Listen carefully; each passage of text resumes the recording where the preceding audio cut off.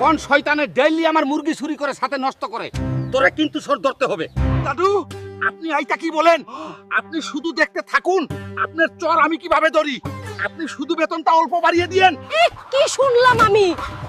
আইতা তো শিগগিরই গিয়ে ভাবিকে জানাতে লাগবে।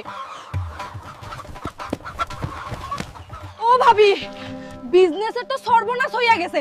দাদু তো খামার জন্য হালকাকে ভাড়া করছে, আইবার মুরগি খাবো কি করে?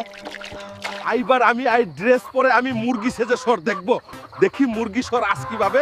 সাবস্ক্রাইব করবেন।